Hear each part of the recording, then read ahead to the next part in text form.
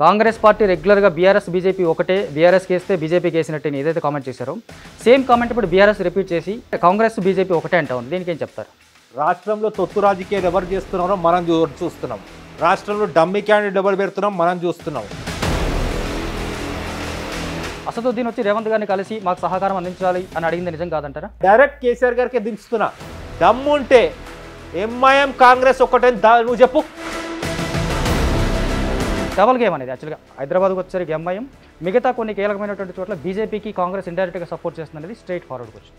TRS నుంచి 18 ఎమ్మెల్యేలు కాంగ్రెస్ పార్టీలోకి రావడానికి రెడీగా ఉన్నారు. ఓకే, ఇంక్లూడింగ్ హరీష్ రావు గారితో సహా. హరీష్ రావు ప్లేస్ని ప్రవీణ్ కుమార్ రీప్లేస్ అయిపోతున్నాడు. హైదరాబాద్ సికింద్రాబాద్లో ఇద్దరు డమ్మీ క్యాండిడేట్లు కాంగ్రెస్ పార్టీ నిలబెట్టింది అనేది ఒక వాదన ఉంది. దీనికేం చెప్తారు? నిజంగా దానం నాగేంద్ర గెలుస్తాడా? ఇప్పుడు పద్మారావు గారు డమ్మీ అభ్యర్థి అంటారా మీరు? కాదా? ప్రస్తుతం పార్లమెంట్ ఎలక్షన్లు సమీపించిన టైంలో బీఆర్ఎస్ బీజేపీ కాంగ్రెస్ పార్టీల మధ్య మాటల యుద్ధం మంటలు రేపుతా ఉన్నాయి. ఒకరి మీద ఒకరు దారుణమైనటువంటి విమర్శలు చేసుకుంటున్నారు, వ్యక్తిగత విమర్శలు చేసుకుంటున్నారు. ఇలా చూసుకుంటే బీఆర్ఎస్ బీజేపీ ఒకటే అని కాంగ్రెస్ అంటా ఉంది, అలాగే కాంగ్రెస్ బీజేపీ ఒకటే అని బీఆర్ఎస్ అంటా ఉంది. వీళ్ళిద్దరి మధ్యలో అసలు ఎవరెవరు ఎటువైపు ఉన్నారని తెలుసుకోవడానికి ప్రజలు కూడా కొంచెం కన్ఫ్యూజన్లో ఉన్నారు. బట్ చూసుకున్నట్లయితే హైదరాబాద్ పరిస్థితి, ప్రధానంగా తెలంగాణ రాష్ట్రంలో హైదరాబాద్ చుట్టుపక్కల ఉన్నటువంటి 4 పార్లమెంటు స్థానాలకు సంబంధించి కాంగ్రెస్ ఒక డబుల్ గేమ్ ఆడుతున్నటువంటి ఒక ఆరోపణలు బలంగా బీఆర్ఎస్ చేస్తూ ఉంది. అలాగే బీఆర్ఎస్ కూడా డబుల్ గేమ్ ఆడుతూ ఉందని చెప్పేసి వీళ్ళు చెప్తున్నారు. అసలు ఈ సినారియో ఎలా ఉంది? హైదరాబాద్లో ఉన్నటువంటి హైదరాబాద్తో పాటు మిగతా పార్లమెంటు స్థానాల్లో కాంగ్రెస్ పరిస్థితి ఎలా ఉంది? కాంగ్రెస్ పార్టీ నుంచి ఎవరు పోటీ చేస్తున్న వాళ్ళలో ఎవరు నిజమైన అభ్యర్థులు, ఎవరు డమ్మీ అభ్యర్థులు, లేకపోతే ఎవరి లబ్ధి కోసం ఇక్కడ కొంతమంది అభ్యర్థులు నిలబెట్టారని చెప్పేసి రకరకాలైనటువంటి ఊహాగానాలు జరుగుతూ ఉన్నాయి. మరి వీటన్నిటికీ సమాధానాలు చెప్పేందుకు మనకి ప్రస్తుతం ఏఐసిసి మెంబర్, అలాగే Congress senior leader, Secunderabad parliament incharge Krishnateja ఉన్నారు. అన్నతో మాట్లాడి అసలు ఈ సినారియో ఏంటనే తెలుసుకుందాం. నమస్తే అన్న. చూస్తూ ఉంటే ఇప్పుడు బీఆర్ఎస్ రెగ్యులర్గా ఒక కామెంట్ చేస్తూ ఉంది. ఏదైతే అసెంబ్లీ ఎన్నికల్లో కాంగ్రెస్ పార్టీ రెగ్యులర్గా బీఆర్ఎస్ బీజేపీ ఒకటే, బీఆర్ఎస్కి వేస్తే బీజేపీకి వేసినట్టు ఏదైతే కామెంట్ చేశారో సేమ్ కామెంట్ ఇప్పుడు బీఆర్ఎస్ రిపీట్ చేసి కాంగ్రెస్ బీజేపీ ఒకటే అంటా ఉంది. దీనికి ఏం చెప్తారు? ఇప్పుడు ఒకటండి, లీడర్లు ఏం మాట్లాడినా ప్రజలు క్లారిటీగా ఉన్నారు. కాంగ్రెస్ పార్టీకి వైనాట్ 17 అనే పదంతో ముందు పెడుతున్నాం. ఇంకోటి, క్యాండిడేట్ వీళ్ళు పెట్టినారా వాళ్ళు పెట్టినారా అని బీఆర్ఎస్ అంటుంది, అక్కడ బీజేపీ అంటుంది. రాష్ట్రంలో తొత్తు రాజకీయాలు ఎవరు చేస్తున్నారో మనం చూస్తున్నాము. రాష్ట్రంలో డమ్మీ క్యాండిడేట్ ఎవరు పెడుతున్నాం మనం చూస్తున్నాం. రాష్ట్రంలో అటెన్షన్ డైవర్షన్ ఎవరు చేస్తున్నారో మనం చూస్తున్నాం. రాష్ట్రంలో 20 మంది ఎమ్మెల్యేలు మాతో టచ్లో ఉన్నారా నిసిగ్గుగా మళ్ళీ పార్టీని చీల్చే ఎత్తుగడలు ఎవరు చేస్తున్నారో మనం చూస్తున్నాం.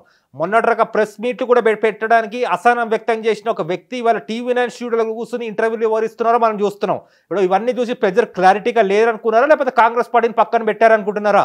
అందుకే మా రేవంత్ అన్న కానీ ఏఐసిసి లీడర్షిప్ కానీ మేము కానీ వైనాట్ 17 అనే పదంతో ముందుకెళ్తున్నాం. వైనాట్ 17 అనే పదంతోనే ఎండ్ చేస్తాం.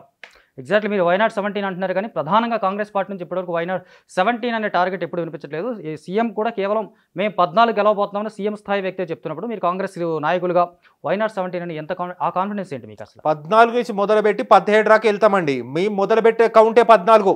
కారణం ఏంటంటే డమ్మీ క్యాండిడేట్లను బీఆర్ఎస్ ఎప్పుడైతే పెట్టిందో, సంబంధం లేని పార్లమెంటుల దగ్గర సంబంధం లేని వ్యక్తులను ఎప్పుడైతే బీఆర్ఎస్ పెట్టడం జరిగిందో, బీజేపీకి లోపాయికారంగా ఎప్పుడైతే బీఆర్ఎస్ ఇస్తుందో, అప్పుడే రేమా ఐఏసీసీ నాయకత్వం కానీ స్థానిక నాయకత్వం కానీ మేమంతా కృతనిశ్చయంతో నిశ్చయించుకున్నాం. ప్రజలు క్లారిటీగా ఉన్నారు. అందుబాటులో ఉన్న వ్యక్తులే కానీ ప్రజలకు ఎప్పుడైనా ఓటేస్తారు. దాంట్లో క్రమంగానే మీరు చూస్తున్నారు. ఒక సిట్టింగ్ ఎమ్మెల్యే సికింద్రాబాద్ పార్లమెంట్ నుంచి వాళ్ళ ఏకైక తెలంగాణ రాష్ట్రంలో నిజంగా మళ్ళీ సొంత గుడికి వచ్చి దానం నాగేంద్ర లాంటి సీనియర్ వ్యక్తులు ఆ పార్టీతో విసిగిపోయి 10,000లో గెలిచినా కూడా సికింద్రాబాద్ పార్లమెంట్లో ఎమ్మెల్యే పోతుందన్న తెలిసి వచ్చి నిలబెడుతున్నారు. అంటే అంకిత భావంతో ఏ పార్టీలో స్వేచ్ఛ ఉంటుందో, ఏ పార్టీలో అయితే నిజంగా దీర్ఘకాల రాజకీయాలు చేయగలుగుతారో, ఏ పార్టీలో అయితే కార్యకర్తలకు న్యాయం చేయగలుగుతారో, ఏ పార్టీలో అయితే ఒక సామాన్యుడికి నిజంగా నిసిగ్గుగా ఎవరికి బేషరతుగా సమాధానం చెప్పే ఒక ధైర్యం ఉంటుందో, స్వేచ్ఛ ఉంటుందో, అట్లాంటి పార్టీ నుంచి ఎవరైనా నాయకులుగా ఎదగాలనుకుంటారో ఆ కవ్వరనే ఇవాళ దానం నాగేందర్ లాంటి వ్యక్తులు ఎప్పుడైతే సికింద్రాబాద్కి రావడం జరుగుతుందో, క్యాండిడేట్ నిలబడడం జరుగుతుందో, ఇక కిషన్ రెడ్డి గారు ఎవరైతే జాతీయ స్థాయిలో ఇవాళ రక ఏకఛత్రాధిపత్యం వహించినాడో ఆయన వన్నులో వణుకు బుదురుతుంది. కనీసం డిపాజిట్లు వస్తాయని కూడా కిషన్ రెడ్డి గారికి డౌట్. ఇవాళ 50% ఓటు శాతం కంటే తక్కువ పోలైతే బీజేపీకి డిపాజిట్లు కూడా రావు సికింద్రాబాద్ పార్లమెంట్లో.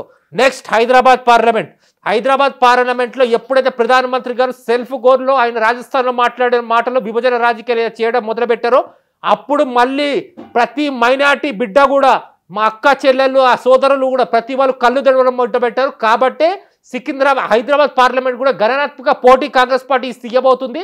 ఈ త్రిముఖ పోటీలో కాంగ్రెస్ పార్టీ గెలిచే సూచనలు సరిగ్గా కనిపిస్తున్నాయి. మల్కాజ్గిరి మీరు నిన్నగాక మొన్న సాక్షాత్ అక్కడ సిట్టింగ్ ఎమ్మెల్యే మల్లారెడ్డి గారు బీఆర్ఎస్ ఉన్న వ్యక్తి బీజేపీ ఈటల రాజేందర్ గారు పొగుడతారు మీరు గెలుస్తున్నారని చెప్పి. నెక్స్ట్ చేవేళ్ళ కొండా విశ్వేశ్వరరెడ్డి గారికి నిజంగా పోటీగా కాంగ్రెస్ రెడ్డి రంజిత్ రెడ్డిని పెట్టింది. కానీ సికింద్రాబాద్ అసెంబ్లీలో 2018లో నిలబడిన కాసాని గారేశ్వర్ సికింద్రాబాద్ పార్లమెంట్ ఉన్న వ్యక్తిని తీసుకెళ్లి చేవేళ్ల పార్లమెంట్లో నిలబడితే ఎవరికి తొత్తు రాజకీయాలు చేస్తున్నారు, ఎవరు చేస్తున్నారు చెప్పండి బాబన్న. రైట్, మీరు స్పష్టంగా బీఆర్ఎస్ బీజేపీ కలిసి చెప్తామని అంటున్నారు. ఇప్పుడు మీరు చెప్పినట్టుగా హైదరాబాద్లో చూసుకున్నట్లయితే వలీయుల్లా సమీర్ ఖాన్కి టికెట్ ఇచ్చింది కాంగ్రెస్ పార్టీ. చూస్తే ఇక్కడ కేవలం ఒక డమ్మీ క్యాండిడేట్ నిలబెట్టి అది ఎంఐఎంకి లబ్ధి చేకూర్చడానికి కోసమే ఇక్కడ కాంగ్రెస్ చేస్తూ ఉంది అనే ఆరోపణలు ప్రధానంగా ఉన్నాయి. అలాగే దానం నాగేంద్ర విషయంలో కూడా అలాగే ఉంది. దానం నాగేంద్ర ఎమ్మెల్యే పదవిని త్యాగం చేసి కూడా ముందుకు వచ్చినప్పటికీ కూడా ఆయన అభ్యర్థిత్వాన్ని అంగీకరించడానికి కాంగ్రెస్ పార్టీలో ఉన్నటువంటి చాలామంది నాయకులు సిద్ధంగా లేరు. అట్లాగే ఆయనతో పాటు ప్రచారంలో పాల్గొనడానికి కూడా పెద్దగా ఇంట్రెస్ట్ చూపించడం లేదు.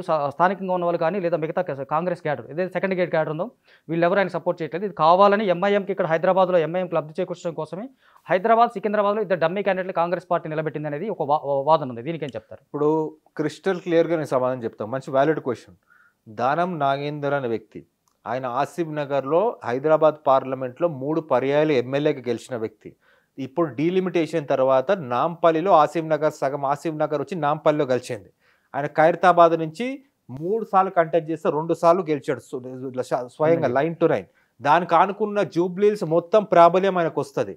మొత్తం మైనార్టీ బెల్ట్లో గణనాత్మక ఓటు బ్యాడ్కి సాధించే ఒక క్యాండిడేట్ ఎవరున్నారు కాంగ్రెస్ పార్టీ చూస్తే హైదరాబాద్ ఆ రోజు ఉమ్మడి హైదరాబాద్కి డీసీసీ అధ్యక్షుడిగా వ్యవహరించిన దానం నాగేంద్ర గారు పేరు ప్రముఖంగా వినిపించింది. అది మేము కాదు, ఇవాళ ఏంటిది సాక్షాత్తుగా గ్రేటర్లో ఉన్న నాయకులే సమర్థించారు ఆయన నాయకత్వానికి. ఇంక ఎందుకు చెప్తున్నామంటే బీజేపీ నమ్ముకుంది కేవలం ఒక సెక్షన్ ఆఫ్ ఓటర్స్నే. ఆ ఒక్క సెక్షన్ ఆఫ్ ఓటర్స్ కూడా ఓటింగ్ ప్యాటర్న్ పెరుగుతూనే బీజేపీ ఆధారపడింది తప్ప ఎప్పుడు కూడా బీజేపీ స్ట్రేట్ ఫైట్లో లేదు. గతంలో రాజకీయాలు చూసినా కూడా మీరు ఏమవుతుంది, ఆ రోజు బీఆర్ఎస్తోనే బీజేపీ లోపాయికారిగా ఒప్పందం చేసుకోవడము, తర్వాత డమ్మీ అభ్యర్థులను పెట్టించుకుని బీఆర్ఎస్ సపోర్ట్ తీసుకుని బీజేపీ గెలవడం జరిగింది. ఇప్పుడు ఏం జరుగుతుంది, ఇప్పుడు ఇక్కడ బీజేపీ నుంచి కిషన్ రెడ్డి ఉంటాడు. కిషన్ రెడ్డిని అన్నట్టు బీఆర్ఎస్ చేరుతా అనే వ్యక్తి పద్మారావు అనే వ్యక్తిని కిషన్ రెడ్డి రోజు కలుసుకుంటారు, వస్తాడని స్వాగతిస్తున్నారు. కిషన్ రెడ్డి గారు చెప్తారు పద్మారావు వస్తాడని. ఇప్పుడు ఉన్నట్టుండి కిషన్ రెడ్డి ఎక్కడైతే ఇక్కడ క్రిస్టియన్ ఓటు బ్యాంక్ ఎక్కడ ఉంటుందో అక్కడ పద్మారావు ఎమ్మెల్యే సికింద్రాబాద్లో. ఆ పద్మారావు ఇవాళ నిజంగా ఆయన ఇక్కడ సికింద్రాబాద్ నుంచి ఎంపీ క్యాండిడేట్ బీఆర్ఎస్కి. ఎవరికి డమ్మి, దేనికి డమ్మి? అందుకే చెప్పా 50% కంటే ఓటు శాతం కంటే తక్కువ పోలైతే బీజేపీకి డిపాజిట్లు రావు సికింద్రాబాద్. ఇప్పుడు మీరు అన్నట్టుగా బీఆర్ఎస్ బీజేపీకి సపోర్ట్ చేస్తున్నట్టుగానే ఇక్కడ కాంగ్రెస్ పార్టీ ఎంఐఎంకి సపోర్ట్ చేస్తుంది. సేమ్ ఇక్కడ ఇండైరెక్ట్గా బీజేపీని దెబ్బకొట్టాలంటే ఇక్కడ ఎంఐఎంకి సపోర్ట్ చేయాలని చేస్తుంది. ఇది అంటే బీ పార్టీ అభ్యర్థులను గెలిపించుకోవడం కాకుండా ఎంఐఎంని గెలిపించడమే టార్గెట్గా ఇక్కడ కాంగ్రెస్ పావులు కదుపుతుంది, ప్రధానంగా హైదరాబాద్ సికింద్రాబాద్లో అంటూ ఉన్నారు. బాబన్న దమ్ము ధైర్యం ఉంటే కేసీఆర్ గారిని పక్క స్టూడియోలోనే కదా వచ్చి లైవ్ చెప్పింది, ఎంఐఎం పార్టీ కాంగ్రెస్ పార్టీకి సహకారం చేస్తున్నది, ఎంఐఎం పార్టీ కాంగ్రెస్ పార్టీ మిలాఖత్ అయినాయి అని చెప్పమనండి. సమాధానం రేవంత్ అని చెప్తాడు. అసదుద్దీన్ వచ్చి రేవంత్ గారిని కలిసి మాకు సహకారం అందించాలి అని అడిగింది నిజం కాదంటారా? ఒకటండి, అసదుద్దీన్ గారైనా ఆయన ఒక సిట్టింగ్ ఎమ్మెల్యే, ఓకే, అక్బరుద్దీన్ గారైనా ఒక సిట్టింగ్ ఎమ్మెల్యే. వాళ్ళు ఏ ప్రభుత్వం ఉన్నా కూడా ప్రభుత్వంతో పనుల కోసం కలుస్తారని వాళ్ళు చెప్తున్నారు. ఫ్రెండ్లీ కంటెస్ట్ చేసింది ఎవరు? ఎంఐఎం టీఆర్ఎస్ ఆర్ బీఆర్ఎస్ లేకపోతే ఎంఐఎం కాంగ్రెసా? అందుకే డైరెక్ట్ కేసీఆర్ గారికి దించుతున్నా. దమ్ముంటే ఎంఐఎం కాంగ్రెస్ ఒకటే నువ్వు చెప్పు, కనీసం ట్వీట్ పెట్టు, మరేమంతా సమాధానం చెప్తాడు. రైట్, ఇప్పుడు చూసుకున్నట్లయితే మనకి పక్కన ఉన్నటువంటి మల్కాజ్గిరికి సంబంధించి కూడా బీఆర్ఎస్కి కాకుండా బీజేపీకి కాంగ్రెస్ ఇండైరెక్ట్గా సపోర్ట్ చేస్తుంది. అక్కడ రఘునందన్ రావు గెలుపు కోసం కాంగ్రెస్ పార్టీ ఓ రకంగా ప్రయత్నం చేస్తుంది. అందుకే ఎక్కడో ఉన్నటువంటి పట్నం సునీత రెడ్డిని తీసుకొచ్చి ఇక్కడ నిలబెట్టారని చెప్పేసి కూడా కొన్ని కామెంట్స్ వస్తూ ఉన్నాయి. మల్కాజ్గిరిలో ఈటల రాజేందర్ గారు పోటీ చేస్తున్నారండి బీజేపీ నుంచి. కాంగ్రెస్ నుంచి జెడ్పీ చైర్మన్ మన మాజీ జెడ్పీ చైర్మన్ సునీతా లక్ష్మారెడ్డితోని ఎవరు మన పట్నం మహేందర్ రెడ్డి వాళ్ళ ఆమె వైఫ్ నిలబెట్టడం జరిగింది. ఓకే, అక్కడ మళ్ళీ కాంగ్రెస్ నుంచి వెళ్ళిన వ్యక్తి బీఆర్ఎస్కి వెళ్ళిన రాగిడి లక్ష్మారెడ్డి గారు వెళ్ళడం జరిగింది. మీరు ఒకటి గమనిస్తే అక్కడ మహిళా ఓటు బ్యాంక్ కానివ్వండి, సెటిలర్స్ ఓటు బ్యాంక్ కానివ్వండి, కుతుబులాపూర్ అతిపెద్ద కాన్స్టిట్యున్సీ నార్త్ ఇండియన్ బెల్ట్ ఉన్న ఓటు బ్యాంక్ కానివ్వండి, అక్కడ డైరెక్ట్ ఇక్కడ పట్నం మహేందర్ రెడ్డి గారి ఫ్యామిలీకి ఒక మహిళగా సానుభూతి ఉన్నది. ఎందుకు చెప్తున్నానంటే రేవంత్ రెడ్డి అనే వ్యక్తి మన ముఖ్యమంత్రి ప్రాతినిధ్యం వహించిన జిల్లా అది. ఆ జిల్లాలో ముఖ్యమంత్రి ప్రాతినిధ్యం వహించిన పార్లమెంట్ అది. అక్కడ ప్రతిష్టాత్మకంగా తీసుకునే రేవంత్ అన్న చాలా ఆలోచించి మెడికల్ కాలేజెస్ ఉన్న ఒక విద్యావంతురాలైన ఒక మహిళను తీసుకొచ్చి నిలబెట్టడం జరిగింది. అది ఎవరైనా కాదంటారా? అది చిన్న వయసులో ఒక జెడ్పీ చైర్మన్ అయిన వ్యక్తి తాను. కాబట్టి ఇవాళ మనం అక్కడ వెళ్తున్నప్పుడు క్షేత్రస్థాయిలో ప్రజలకు అది వివరిస్తున్నాం. కాబట్టి ఆమెకి అక్కడ ఉన్న ఈటల రాజేందర్కి టగాఫర్ ఉంది. ఇవి చూసుకునే నిన్న మల్లారెడ్డి గారు చెప్పడం జరిగింది కదా, నువ్వు గెలుస్తున్నావు అంటే ఒక బీఆర్ఎస్ సిట్టింగ్ ఎమ్మెల్యే, వాళ్ళ అల్లుడు ఒక ఇంకో బీఆర్ఎస్ సిట్టింగ్ ఎమ్మెల్యే, ఇద్దరు ఎమ్మెల్యేలు కలిసి ఒక ఎంపీ అభ్యర్థిని నువ్వు గెలుస్తున్నావు మా సీట్లు అంటే ఎవరికి లాలూచిపడ్డారు? బీఆర్ఎస్ బీజేపీ లాలూచిపడ్డదా? కాంగ్రెస్ బీజేపీకి లాలూచిపడ్డదా? మీరంటే వాళ్ళ విద్యావంతులు ఆన్సర్ చేయాలి. రైట్. మీరు పట్నం ఆమె సునీతారెడ్డి మహిళ కాబట్టి ఆవిడ సానుభూతి ఉంటుంది, సానుభూతిని వివరించే ప్రయత్నం చేస్తామని చెప్పేసి మీరు అంటే మీన్ ఆవిడ చిన్న వయసులోనే గెలవడం కావచ్చు, ఇంకేదైనా కావచ్చు, ఇవన్నీ వివరించే ప్రయత్నం చేస్తామంటున్నారు. సానుభూతి ఓట్లుగా టర్న్ అవుద్దని అనుకుంటున్నారా? ఒక విషయం అండి, ఇది నేను ఒక విషయం మీకు ప్రాక్టికల్గా చెప్పాలా. పట్నం మహేందర్ రెడ్డి ఫస్ట్ మన దివంగత ఇందారెడ్డికి స్వయాన ఆయన బంధువు. ఓకే, ఇంతకుముందు ఉమ్మడి జిల్లాలు ఉన్నప్పుడు ఈ డీలిమిటేషన్లు కాక ముందు ఇందారెడ్డి గారి ప్రాబల్యం చేవెళ్ళ, మల్కాజ్గిరి, అక్కడ వచ్చేసి మహబూబ్ నగర్ 3 బెల్ట్లో విపరీతంగా ఉండేది. ఇవాళ కూడా ఇందారెడ్డి గారి ప్రాబల్యం అదే స్థాయిలో ఉంది. వాళ్ళ కుటుంబం అటు వెళ్ళిపోయి ఉండొచ్చు, కుటుంబంలో విభజన రావచ్చు, కానీ వాళ్ళ బంధుమిత్రులు కానీ ఆయన సానుభూతి పరులు కానీ ఆయన కార్యకర్తలు క్షేత్రస్థాయిలో ఉన్న 3వ తరం కార్యకర్తలు కానీ ఆర్థికంగా బలంగా ఉన్న వ్యక్తులే కానీ ప్రాబల్యం ఉన్న వ్యక్తులే కానీ రెడ్డి సామాజిక వర్గంలో నిజంగా గణనాత్మకమైన వ్యక్తులు ఎవరైతే ఆ మల్కాజ్గిరి చేవెలు ఉన్న వ్యక్తులు కానీ వాళ్ళ కాంగ్రెస్ పార్టీ తరఫున ఇంకా ఉన్నారు. ఆ బేస్ కాంగ్రెస్ పార్టీలో ఉంది. కుటుంబంలో విభజన రావచ్చు, ఇవన్నీ గమనించే రేవంత్ అన్న చాలా చాటచక్యంగా ఆ కుటుంబం విభజన పాలైంది, కుటుంబాన్ని ముందు పెడదాం, ఇందారెడ్డి అనే వ్యక్తి ట్యాగుతో మల్కాజ్గిరిలో కాంగ్రెస్ జెండా పాతుద్దాం అని ఒక కృత నిశ్చయంతో నిలబెట్టారండి. రైట్. మీరన్నదే రైట్ అనుకుంటే, కరెక్ట్ అనుకుంటే కనుక మీరన్నట్టు ఇందారెడ్డి గారి ఆ క్యాడర్ అలాగే ఉంది, ఇక్కడ 3వ తరం క్యాడర్ అలాగే ఉంది అంటున్నారు. ఇప్పుడు మీరు చెప్తున్నాను బట్టి మల్కాజ్గిరిలో నిజంగా అంత స్ట్రెంత్గా ఉంటే కాంగ్రెస్ అసెంబ్లీ ఎందుకు కోల్పోయింది? మల్కాజ్గిరి అసెంబ్లీ టైంకి ఓకే రేవంత్ అన్న ఎంపీ అక్కడ జరిగిన పరిణామాలు ఆ టైంలో రేవంత్ గారి మీద కూడా చాలా విమర్శలు వచ్చాయి. ఆయన ఎంపీకి గెలిచిన తర్వాత మల్కాజ్గిరిని పట్టించుకున్నదే లేదు, ఏనాడు మా వైపు రాలేదని చాలామంది ఆ టైంలో మనకి చాలామంది ప్రజలు కూడా వివరించడం జరిగింది. యాక్చువల్గా మీ కాంగ్రెస్ పార్టీ ఇక్కడ గెలవడం వల్ల ఉపయోగం లేదు అని ప్రజలు నిర్ణయించుకోబట్టే కదా అసెంబ్లీలో లాస్ అయ్యారు. అదే చెప్తున్నానండి. Coming to the straight point, ఎందుకు కాంగ్రెస్ పార్టీ గెలవలేకపోయిందంటే ఫస్ట్ నేను ఒకటే మాట చెప్తా, ఓటింగ్ ప్యాటర్న్ అనేది చూడండి.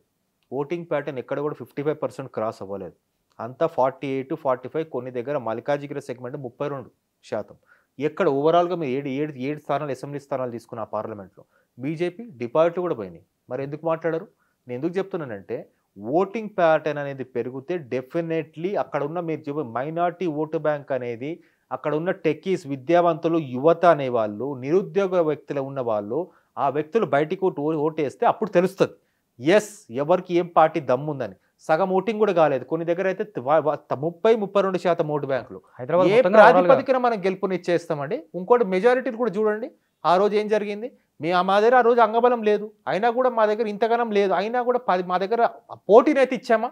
వారు ఎక్కడైనా జరిగిందంటే మల్కాజ్గిరిలో మేము పోటీ ఇవ్వడం జరిగింది, క్యాడర్ నిలబెట్టుకోవడం జరిగింది. రేవంత్ అన్న రాష్ట్రమంతా తిరిగిన మల్కాజ్గిరి ప్రతిష్టాత్మకంగా తీసుకున్నాడు కాబట్టి ఎవరు అదే స్థాయి వ్యక్తిని ధీటుగా నిలబెట్టాడు. సో ఇప్పుడు మీరు ఇన్ఛార్జిగా ఉన్నటువంటి సికింద్రాబాద్ సంబంధం చూసుకుంటే నిజంగా దానం నాగేంద్ర గెలుస్తాడా? నాంపల్లి, ఖైరతాబాద్, జూబ్లీహిల్స్ వన్ సైడ్ ఉంది. ఓకే, అంబర్పేట అయితే మీ అందరికీ జూబ్లీహిల్స్లో లాస్ట్ టైం మనకి అజరుద్దీన్ గారు ఓడిపోయారు, 5,000 మెజారిటీ అండి. Okay, 5,000 majority. నాంపల్లి మీరు అంటున్నారు కదా, ఖైరతాబాద్, జూబ్లీహిల్స్ వన్ సైడ్. అంబర్పేటలో కిషన్ రెడ్డితో వెక్స్ అయిపోయినారు. కిషన్ రెడ్డి కనీసం ఆయన దగ్గర జెండా మోసే కార్యకర్తలు కూడా లేరు. ముషిరాబాద్ అయితే కనీసం కిషన్ రెడ్డి కాదు కదా, అక్కడ ఉన్న బీఆర్ఎస్ పద్మారావు గారి వ్యక్తికి కనీసం ఎంట్రీ లేదు. ఓకే, ఇంకా సనత్ నగర్ అయితే గతంలో పోటీ చేసిన వాళ్ళ తనయుడు సలసాని శ్రీనివాస్ యాదవ్ గారి తనయుడు ఈసారి అలా టికెట్ లేకపోతే అది కుమ్ములుకొని కనీసం నామినేషన్ కూడా 4 వ్యక్తులు లేరు మనం వేస్తుంటే. నెక్స్ట్ సికింద్రాబాద్, అక్కడ ఉన్నది ఏంటి, సికింద్రాబాద్ పద్మారావు గారు పోటీ చేసే స్థానంలో అక్కడ ఆయన ఉన్న అంటే క్రిస్టియన్ ఓటు బ్యాంక్. ఆ క్రిస్టియన్ ఓటు బ్యాంక్ కనీసం ఆయన ఎంబడి సహకరించడం లేదు, సహాయ నిరాకరణకి ఎదురవుతుంది. నెక్స్ట్ మొత్తం ఓవరాల్గా గౌడ్ సామాజిక వర్గానికి నమ్ముకొని ముందుకెళ్తున్నాం. బీసీ ప్రాతినిధ్యం గౌడ్ సామాజిక వర్గం అంటే పద్మారావు గారు ఏ రోజు కూడా గౌడ్ సామాజిక వర్గాన్ని ఐక్యం చేసి ఎత్తుగడ ఒక్కసారి చేయలేదు, డిప్యూటీ స్పీకర్ ఉన్నప్పుడే కానీ మంత్రి ఉన్నప్పుడే కానీ. ఇప్పుడు ఏ ప్రాతిపదికన ఆయన ఓటు అడుగుతున్నాడో ఆయనకే అర్థం లేదు, అదొక క్లారిటీ లేదు. ఆయన కుములుతున్నాడు, ఆయన డమ్మీ అభ్యర్థిని పెట్టారని చెప్పి. ఎందుకు చెప్తున్నానంటే ఆయన కేవలం మొన్నటి రక బీజేపీలోకి వెళ్తా అని లీకులు ఇచ్చిన వ్యక్తి. కిషన్ రెడ్డి గారు ఒఫీషియల్ అనౌన్స్ చేశారు పద్మారావు గారిని బీజేపీలో కోసం స్వాగతిస్తామని చెప్పి. మీ బయట చెక్ చేసుకోవచ్చు, మీ మైక్ టీవీలో కూడా ఎన్నోసార్లు నేను చూడడం జరిగింది. ఇవాళ దానం నాగేంద్ర గారు నిలబడంగానే కిషన్ రెడ్డి గారు పోయి మాట్లాడుకుని లోపాయి ఒప్పందంలో బీఆర్ఎస్ నుంచి ఎవరో మన పద్మారావు గారు నిలబెడతారు. అంటే ఎవరికి పద్మారావు గారు డమ్మీ అభ్యర్థి అంటారా మీరు? కాదా? మీరు చెప్పండి అండి, ఒక్క ఎమ్మెల్యే అయినా మన నామినేషన్ వేసినప్పుడు బయట కనిపిస్తున్నారా పద్మారావు గారు ఎంబడి? నలుగురు లేరండి. నామినేషన్ వేసినప్పుడు ఒక ర్యాలీ కూడా తీయకుండా నలుగురు ఎంబడి లేరు. తలసాని వచ్చాడు కదా, తలసాని వచ్చాడు, ఏం చేశాడు? లోపల పోయాడా ఆయన? అది కూడా రిటర్నింగ్ అదిగా ఫామ్ తీసుకుని బయటకు వచ్చాడు తప్ప ఎక్కడైనా సరే ఒక ర్యాలీ అని షెడ్యూల్ చేసి ఓ దమ్ము ధైర్యం ఉండిందా? లేదు. మీరు అందుకు చెప్తున్నానంటే ర్యాలీలు పక్కన పెడదామండి. ప్రజలు విద్యావంతులు, ప్రజలకు కావాల్సింది ఏంటి? దీర్ఘకాలిక సుస్థిర ప్రభుత్వం. మేము ప్రశ్నించే నాయకులను ప్రశ్నించాలా, అట్లాంటి ప్రభుత్వం మాకు కావాలా. అంతేగా నియంత్రిత పోకడలకు పోయి మేము చెప్పింది అవతల వాళ్ళు వినమంటే మన దగ్గర పనిచేసే ఒక ప్యూను క్లర్కులు కూడా వినటం లేదు. కాబట్టి నన్ను ప్రశ్నించమని మేము ప్రజల్లో తిరుగుతాం, ప్రశ్నించే వాళ్ళు ప్రశ్నిస్తారు. సమాధానం చెప్పే దమ్ము మాకుంది కాబట్టి మా ముఖ్యమంత్రి బయట తిరుగుతున్నారు, మంత్రులు బయట తిరుగుతున్నారు. మొన్నటిగా ముఖ్యమంత్రి ముఖం చూసినారా అండి? మంత్రులు చూసినారా? మనం అందరం యూట్యూబ్లో ఆన్ చేసుకుని చూసడం తప్ప ఎక్కడైనా వాళ్ళు ఎట్లా ఉంటారు కేసీఆర్ అనే వ్యక్తి కూడా మర్చిపోవడం జరిగింది 10 ఏళ్ళ నుంచి. ఎంత ఓవరాల్గా నేను కంక్లూడ్ చేసేది ఏంటంటే గ్రేటర్లో 4 చేవలలో కొంత ఫైట్ ఉండొచ్చు, కానీ మిగతా 3 స్థానాలు మాత్రం వన్ సైడెడ్గా Congress party is going to sweep. Right. ఫైనల్గా ఒక క్వశ్చన్, స్ట్రైట్ వన్.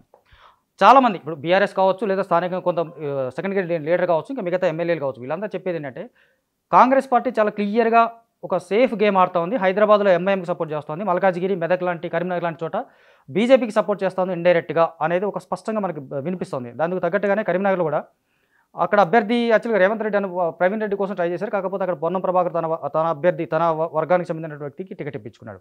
ఇది కేవలం అక్కడ ఉన్నటువంటి బండి సంజయ్ని గెలిపించడం కోసం కాంగ్రెస్ ఆడుతున్నటువంటి ఒక సేఫ్ గేమ్ అనేది ఒకటి. అలాగే మెదక్లో రఘునందన్ గెలిపించడం కానీ ఇక్కడ ఈ డబల్ గేమ్ అనేది యాక్చువల్గా హైదరాబాద్కి వచ్చేసరికి ఎంఐఎం, మిగతా కొన్ని కీలకమైనటువంటి చోట్ల బీజేపీకి కాంగ్రెస్ ఇండైరెక్ట్గా సపోర్ట్ చేస్తుంది అనేది స్ట్రైట్ ఫార్వర్డ్ క్వశ్చన్. బాబన్న ఫినిషింగ్ టచ్ ఒకటే ఇస్తాం మొత్తం. రైట్. టీఆర్ఎస్ నుంచి 18 ఎమ్మెల్యేలు కాంగ్రెస్ పార్టీలోకి రావడానికి రెడీగా ఉన్నారు. ఓకే, ఇంక్లూడింగ్ హరీష్ రావు గారితో సహా. First point. సెకండ్ పాయింట్ అవసరం లేదు. హరీష్ రావు గారు ఏం చేస్తున్నారు చూస్తున్నారు. రోజు రాజీనామాల పర్వం ఆయన మాట్లాడుకుంటున్నాడు ఎవరు వద్దన్నా చెప్పి. హరీష్ రావు చెప్తున్నా, హరీష్ రావు ఎప్పుడు బీఆర్ఎస్ ఎట్లా జీరిపోతుంది అంటే కేసీఆర్ గారు కూడా ఇంటర్వ్యూలో చెప్పలేకపోయినారు రాష్ట్ర ప్రశ్నకు సమాధానం. ప్రభుత్వం నా బీఆర్ఎస్ చీల్చే దమ్ము ఎవరికి లేదని చెప్పడం లేదు, వాళ్ళ సొంతంగా ఆయనే ఆయన ఇన్సెక్యూర్డ్ ఉన్నారు. సెకండ్ విషయం, ఫినిషింగ్ పాయింట్ ఎందుకు చెప్పానంటే ఆర్ఎస్ ప్రవీణ్ కుమార్ గారు కూడా కంపల్సరీ అక్కడ పక్కలో బల్లంలాగా తయారయ్యారు కేసీఆర్ గారికి. రేపు ఆర్ఎస్ ప్రవీణ్ కుమార్ గారు గెలవకూడదని కేసీఆర్ గారు మనసులో కోరుకుంటున్నారు, ఇది బయటకు చెప్పకపోయినా. ఎందుకంటే ఆయన ఒక ఎపిసోడ్లో ఏం చేశాడంటే ఆయన బీఎస్పీ వెంబడి వస్తుందేమోనని వచ్చాడు తప్ప బీఎస్పీ నాయకుడిని చేర్చుకున్నాడు తప్ప ఇవాళ వాళ్ళ అల్లుడు స్థానాన్ని ఆర్ఎస్ ప్రవీణ్ కుమార్ గారు ఆక్రమించే ఒక ఇన్సెక్యూరిటీ కేటీఆర్కి పడుతూ ఆర్ఎస్ ప్రవీణ్ కుమార్ మధ్యలో నడుస్తుంది లోపల. ఇది కేసీఆర్ గారి పంచాయతీ తేల్చాలని ఆయన ఇన్సెక్యూర్డ్ గా అభద్రతా భావానికి లోనై ఆయన లీడ్ తీసుకుని ఈవెన్ ఇంటర్వ్యూలో కూడా రావడం జరుగుతుంది. ఎగ్జాక్ట్ మీరు చెప్పిన దాంట్లో కొత్త పాయింట్ ఏంటంటే హరీష్ రావు ప్లేస్ ని ప్రవీణ్ కుమార్ రీప్లేస్ అయిపోతున్నాడు అనేసి ఇన్సెక్యూరిటీ వాళ్ళు ఉన్నారు. దాన్ని నేను చెప్పని అవసరం లేదు, నేను అవసరం కూడా లేదు. మీరు అనలైజ్ చేస్తారు కదా రాబోయే కాలంలో ఏం జరుగుతుంది. బికాజ్ ఎందుకంటే దళిత ముఖ్యమంత్రి హామీ నెరవేర్చలేదు, కానీ దళితుల అదే స్టేచర్ ఉన్న వ్యక్తిని తీసుకొచ్చి ఒక పార్లమెంట్ నేను నిలబెడుతున్నాను. మీ నిజంగా మీకు అక్కడ ఆయన గెలవని ఇవ్వరు మీరు. ఒకవేళ ఆయన గెలిస్తే మీ బీఆర్ఎస్ పార్టీ ఉంటుందని మీరు చెప్పగలుగుతారా? నిజంగా చెప్తున్నా. కాబట్టి ప్రజలు చూస్తున్నారు ప్రతి మాట కూడా. హరీష్ రావు గారా, కేటీఆర్ గారా, ఆర్ఎస్ ప్రవీణ్ కుమార్ గారు కాదు, బీఆర్ఎస్ పార్టీ ఉంటుందా లేదా అనేది క్వశ్చన్. నిజంగా వలసలు మేము ప్రోత్సహించడం లేదు, వాళ్ళ ఎమ్మెల్యేలు వస్తా అంటే మేము కాదనటం లేదు, వాళ్ళ ఇష్టము. మా డోర్లు ఎప్పుడు ఓపెన్ ఉన్నాయి. మీరు చూస్తున్నారు కదా గర్భాపసి అన్నప్పుడు ప్రతి వాళ్ళు వస్తున్నారు. వాళ్ళ ఎమ్మెల్యేలు లాగడం పెద్ద విషయం కాదు, కానీ లాగితే వాళ్ళకి మాకు తేడా ఉండదు. వాళ్ళ ఎమ్మెల్యేలకు వస్తే మేమేం చెప్తున్నాం, ఒక ధైర్యంగా మీరు ఎదిరిచ్చారండి. అట్లాంటి వాళ్ళు కావాలి తప్ప మేము విలీనం చేసుకునే రాజకీయాలను నమ్మటం లేదు. దమ్ము ధైర్యంతో ముందు నిలబడమంటున్నాం, లీడ్ తీసుకోమంటున్నాం. ఆ భాగంలోనే ఒక దానం నాగేంద్ర గారు వస్తారు, ఒక పట్నం మహేందర్ రెడ్డి గారు వస్తారు, ఒక కడియం శ్రీహరి గారు వస్తారు. ఎవరైనా సరే వాళ్ళైనా వాళ్ళ కుటుంబ సభ్యులైనా మారిన వాళ్ళు ప్రత్యక్షంగా పరోక్షంగా వాళ్ళ దమ్ము నిరూపించుకుంటున్నారు ప్రజల్లో. అది యాక్సెప్ట్ చేస్తారా, యాక్సెప్ట్ చేయరా, ప్రజలు నిశ్చయించాలా. కాంగ్రెస్ పార్టీ తరఫున ప్రజలు నిలబడతారా లేదా అనేది మనం జూన్ మొదటి వారంలో తేలిపోతుందండి. రైట్. ఓకే, ఇది ప్రస్తుతం అంటే హైదరాబాద్లో ఇలాంటి కాంగ్రెస్ నుంచి ఎలాంటి లాలూచీలు లేవు, మేము స్ట్రైట్ ఫార్వర్డ్ ఫైట్ చేస్తామని కృష్ణతేజ చెప్తున్నారు. ఇది స్పెషల్ డిబేట్.